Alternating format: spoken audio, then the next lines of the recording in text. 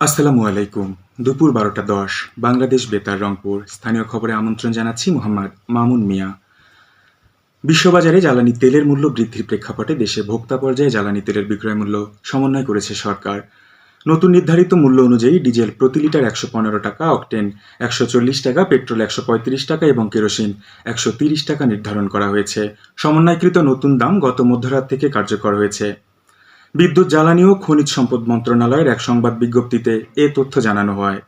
এদিকে রংপুর মহানগরী সহ জেলার ৮ উপজেলায় জ্বালানি তেল বিপণন পরিস্থিতি ও অবৈধ মজুদের বিরুদ্ধে নিয়মিত অভিযান ও তদারকি কার্যক্রম অব্যাহত রয়েছে। জেলার ৮৮টি পাম্পে গতকাল ৭৬,১৯৭ litre diesel, ১৬,১৭১ litre petrol, ১৪,২৩৬ litre octane, ৯৯৭ litre kerosene এবং ১,৩৯৭ লিটার গ্যাস বিক্রি করা হয়েছে।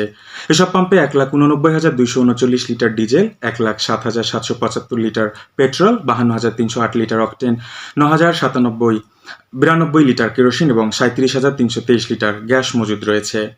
জেলা প্রশাসন সূত্র জানিয়েছে, জ্বালানি পরিস্থিতি তদারকিতে অবৈধ কারবারিদের বিরুদ্ধে গতকাল ৬টি অভিযান পরিচালনা করে ৯টি মামলায় ২,১০০ টাকা জরিমানা করা হয়েছে।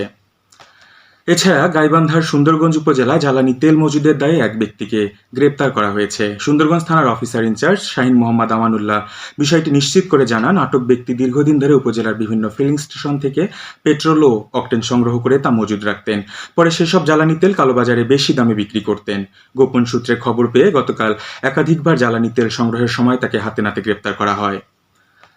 জয়পুরহাটে হামের উপসর্গ নিয়ে জেলা শহরের ২৫০ শয্যা বিশিষ্ট জেনারেল হাসপাতালে গত ২৪ ঘণ্টায় নতুন করে আরও ৫ শিশুকে ভর্তি করা হয়েছে। এ নিয়ে হাসপাতালে বর্তমানে বিশেষ আইসোলেশন ওয়ার্ডে মোট ১৯ জন শিশুকে চিকিৎসা দেওয়া হচ্ছে। সংশ্লিষ্ট সূত্রে জানা গেছে, গত ২৮শে মার্চ থেকে হামের উপসর্গ নিয়ে হাসপাতালে আজ পর্যন্ত মোট ৬০ জন শিশুকে ভর্তি করা হয়।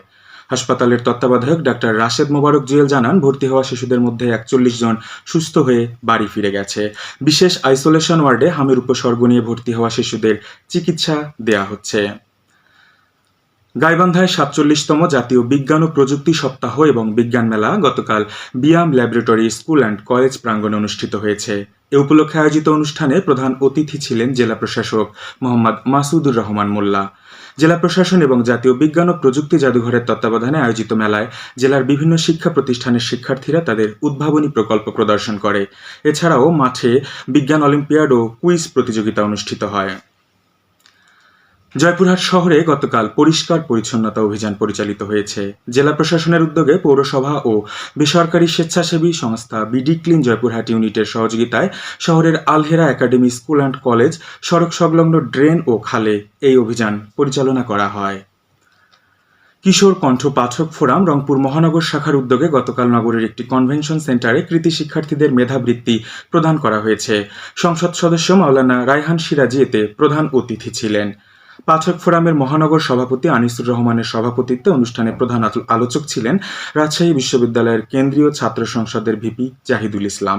অনুষ্ঠানে ট্যালেন্ট পুলে ৭৪ জন, সাধারণ গ্রেডে ১৯৭ জন সহ মোট ২৭১ জনকে বৃত্তি প্রদান করা হয়। জয়পুরহাটের কালাই উপজেলায় একটি সড়ক উন্নয়নের কাজ এগিয়ে চলছে। এজন্য ব্যয় করা হচ্ছে ৪,৪২,০০,০০০ টাকা। প্রকল্পের আওতায় উপজেলার পুনট ইউনিয়নের বাফলগাড়ি ৫ গ্রাম থেকে ভাসিলাইটাখোলা সড়কের ২ কিলোমিটারের বেশি অংশ সম্প্রসারণ করা হচ্ছে। স্থানীয় সরকার প্রকৌশল অধিদপ্তরের তত্ত্বাবধানে ইতোমধ্যে প্রকল্পের ৬০% কাজ সম্পন্ন হয়েছে। বাকি কাজ আগামী জুন মাস নাগাদ শেষ হবে বলে আশা করা যাচ্ছে। খেলার খবর ক্রিকেট। জয়পুরহাট জেলা স্টেডিয়ামে অনুষ্ঠানরত প্রাইম ব্যাংক জাতীয় স্কুল ক্রিকেট টুর্নামেন্টের আজকের খেলায় জয়পুরহাট সিদ্দিকিয়া কামিল মডেল মাদ্রাসা ক্রিকেট দল ও রামদেও বাজলা সরকারি উচ্চ বিদ্যালয় ক্রিকেট দল পরস্পরের মোকাবেলা করছে। খেলায় টসে হেরে রামদেও বাজলা সরকারি উচ্চ বিদ্যালয় ক্রিকেট দল প্রথমে ব্যাটিং করে নির্ধারিত ৪৫ ওভারের খেলায় শেষ খবর পাওয়া পর্যন্ত ৭ ওভারে ১ উইকেটের বিনিময়ে ৩৫ রান সংগ্রহ করেছে। সবশেষে আবহাওয়া।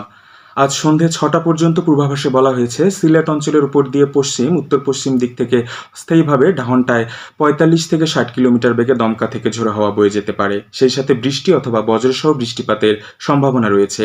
এসব এলাকার নদীবন্দর সমূহকে ১ নম্বর সতর্কতা সংকেত দেখাতে বলা হয়েছে। খবর শেষ হলো। আমাদের পরবর্তী স্থানীয় খবর প্রচারিত হবে বেলা ২টা বেজে ৫ মিনিটে।